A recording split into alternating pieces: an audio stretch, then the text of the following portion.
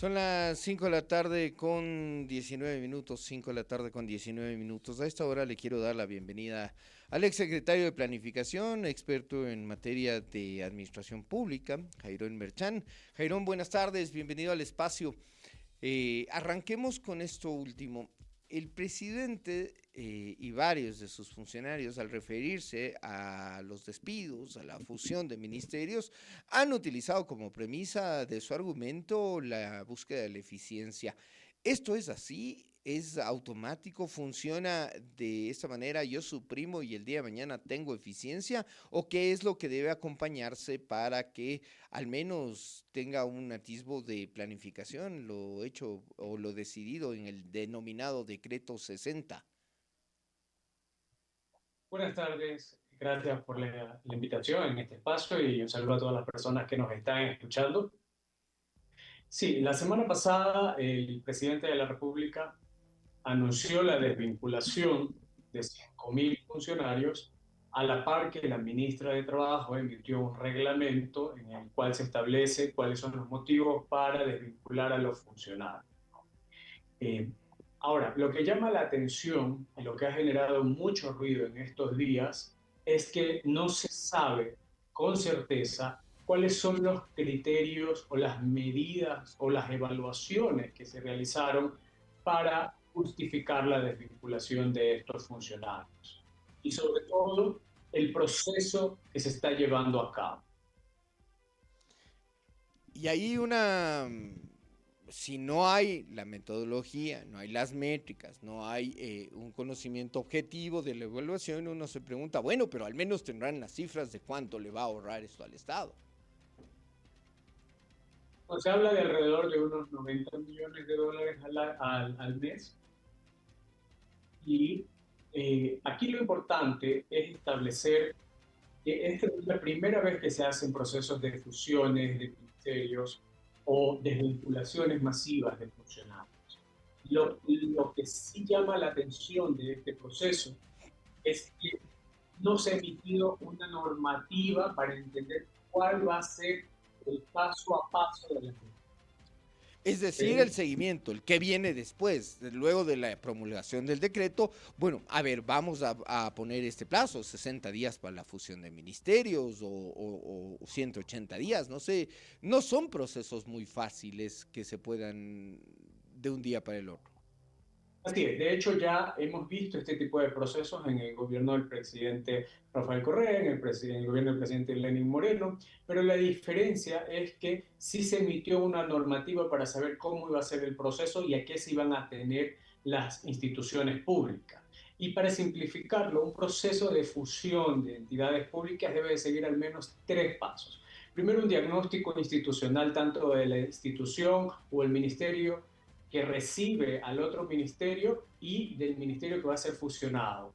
Eso nos permite entender cuál es el punto de partida. El segundo paso es establecer un sistema de monitoreo desde el Ejecutivo para entender cómo se van a darle seguimiento a los programas, proyectos, a los procesos sobre todo, porque los procesos son los que dan forma a la institución y no al revés. Entonces, las entidades que se van a fusionar debemos saber cuáles son los procesos, las competencias que van a tener a la nueva institución creada y cómo se va a medir esa eficiencia en esos procesos. Y el último paso es la optimización del talento humano. Es decir, una vez que ya tengo rediseñada la institución, necesito saber cuánto es el personal que voy a utilizar o voy a necesitar en la nueva institución que nace. Entonces, la desvinculación es el último paso que va seguido de una evaluación técnica de los funcionarios en función de algunos criterios de eficiencia, que es lo que se ha mencionado, aunque no se nos ha comentado cuáles son esos criterios de eficiencia. Gerón, y acá yo sí apelo a su experiencia. Una de las decisiones, recuerdo, del gobierno de Lenín Moreno fue unificar el Ministerio del Interior y el Ministerio de la Política, en ese entonces nuevamente en un Ministerio de Gobierno. Cuando ustedes asumen funciones en el gobierno del presidente Lazo, decían, bueno, estuvieron un tiempo así mientras estuvo la ministra Vela y luego dijeron, no, esto no nos está funcionando. Hay nuevamente que escindir las dos carteras de Estado. Lo cierto es que esta reingeniería sin un objetivo termina siendo no sé, si un álbum de cromos, con cromos que se despegan, se pegan, o termina siendo, digámoslo así, un trabajo manual. ¿Qué consideraciones se deben tener? Por ejemplo, ya nos has dicho el paso a paso, ¿no? Una evaluación de la entidad que va a recibir, una evaluación de la entidad que va a desaparecer o a fusionarse, temas presupuestarios, temas de recursos, que no exista duplicación de funciones, hay muchas cosas, pero hay luces de que esto vaya a ocurrir.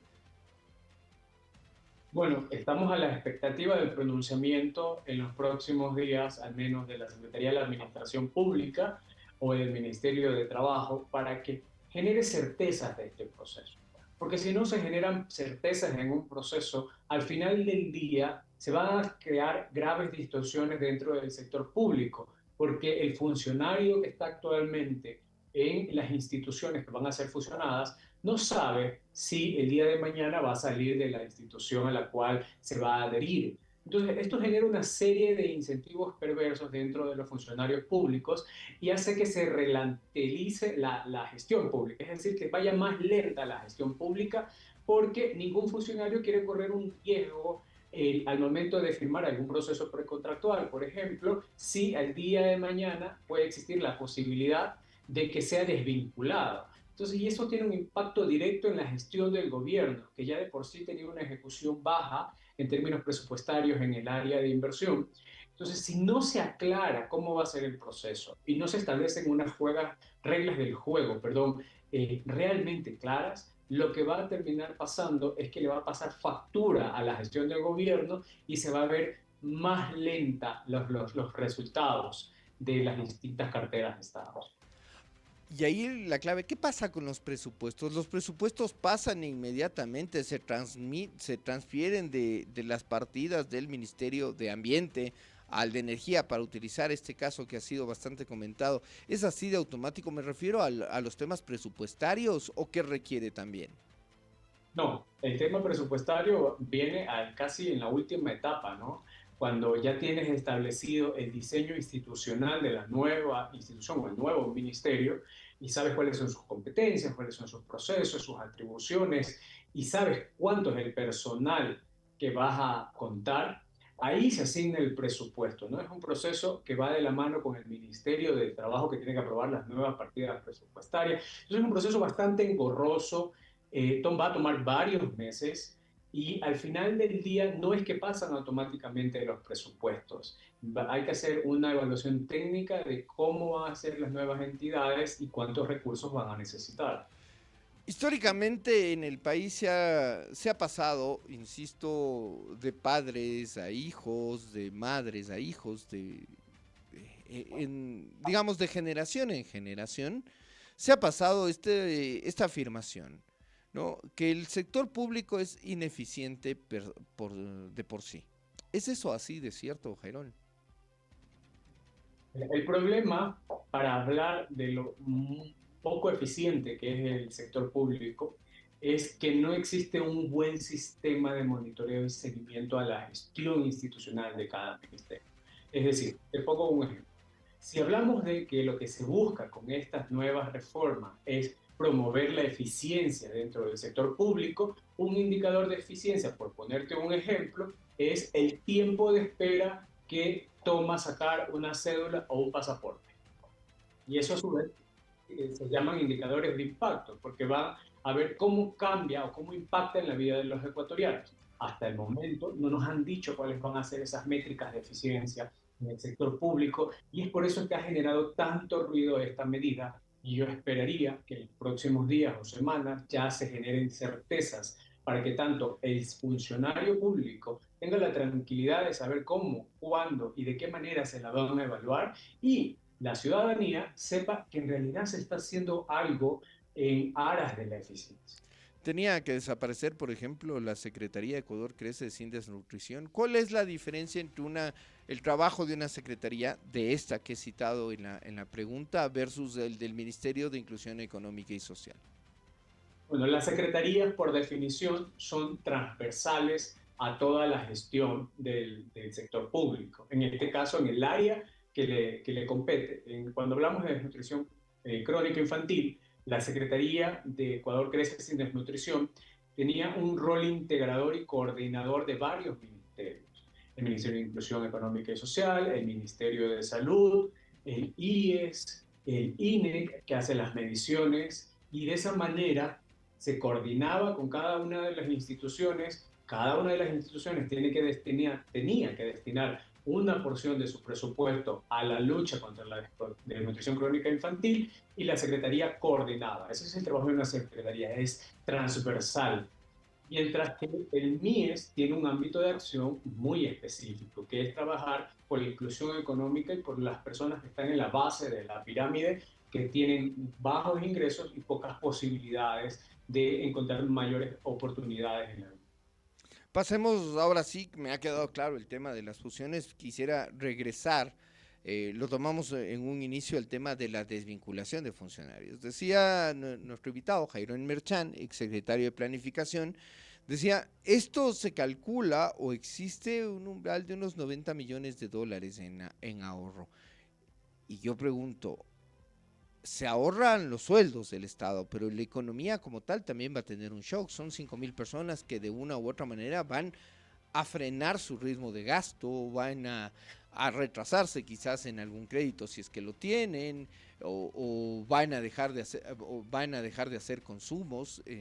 Esto tiene shocks a la economía, se superan simplemente hablando de bueno, que se dediquen a emprender o que se hagan emprendedores los desvinculados. ¿Cómo lo ves, Jairón? Son así de sencillas las explicaciones que nos dan desde el gobierno, por eso las preguntas terminan siendo así.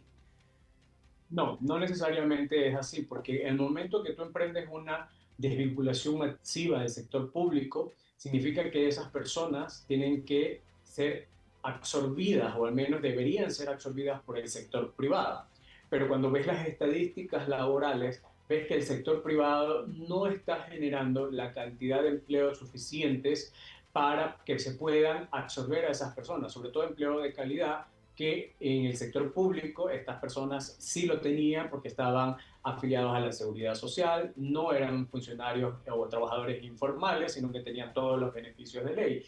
Mientras que en el sector privado tenemos un grave problema de generación de empleo de calidad. Recordemos que solo 3 de cada 10 ecuatorianos tienen empleos adecuados. El resto se encuentra en la informalidad o en el subempleo o desempleo. Y ese es un grave problema, porque si emprendemos un proceso de desvinculación masiva en el sector público, deberíamos a la par implementar las reformas estructurales necesarias para dinamizar la creación de empleo de calidad, y hoy por hoy eso no está pasando. Podemos quizás también asignarle un peso geográfico a las desvinculaciones, tomando en cuenta que en la ciudad de Quito, en Guayaquil, e incluso un poco menos, pero también en Cuenca es donde mayor presencia de servidores públicos existen por cartera de Estado. Entonces te pregunto, ¿esto tiene impacto también un componente geográfico? ¿Les va a ver van a estar más afectadas las ciudades que te he citado? Y definitivamente, porque si hablamos de 5.000 funcionarios, los hogares promedios en Ecuador están conformados por un papá, una mamá y 2 hijos, es decir, cuatro personas. Entonces estamos hablando de alrededor de, ¿20 si no mil me acuerdo, personas? a 20.000 personas que van a ser afectadas por la pérdida de estos empleos si es que no son absorbidos por el sector privado. Y esto tiene un impacto territorial inmediato, porque estas personas que viven en sus provincias y en sus ciudades tienen que salir a buscar estas nuevas plazas de empleo que ya de por sí no existen en el sector privado. Jairón, ¿existía algún método de evaluación en el Estado ecuatoriano? Conversaba acá con un exsecretario general de la Administración Pública, Cristian Castillo, el día viernes me decía, sí, sí hay criterios de evaluación. Y los criterios de evaluación se pueden mejorar, se pueden, pero acá no se han enseñado ni un solo. criterio de evaluación. Se tendría que hacer una evaluación por cada funcionario o funcionaria desvinculado. Estamos hablando en este caso 5.000 evaluaciones. Sí, ya la ley orgánica de servicio público establece cuáles son los criterios para evaluar y además las sanciones si es que un funcionario no está trabajando de manera correcta. Puede tener un llamado de atención administrativo, una multa pecuniaria o ya el visto bueno para que te desvinculen si es que tu trabajo no es de calidad. Hoy por hoy, y vuelvo a lo anterior, no sabemos cuáles son esos criterios y por eso se ha generado mucho ruido e incertidumbre. Lo único que se sabe es que el reglamento del Ministerio de Trabajo, el acuerdo ministerial emitido por el Ministerio de Trabajo, dice que solo hay 4 criterios por los cuales las autoridades, es decir, los ministros, pueden comenzar a desvincular personas. El primero es un criterio funcional, es decir, si es que hay nuevas competencias, un criterio técnico, hablando de fusiones, de reorganizaciones, un criterio económico, si es que no haya presupuestos para mantener esa nómina, o un criterio de innovación o mejora de los servicios públicos. Eso es lo único que sabemos hoy en día, pero no existe información, al menos publicada, de cuáles han sido los criterios exactos y las métricas que se han utilizado para la desvinculación de estas personas. Quiero agradecerle, Jairón Zamora, 17 horas con 35 minutos, ex secretario de Planificación, analista y conocedor en materia de gestión pública. Jairón, gracias por los criterios. Muchas gracias por el espacio.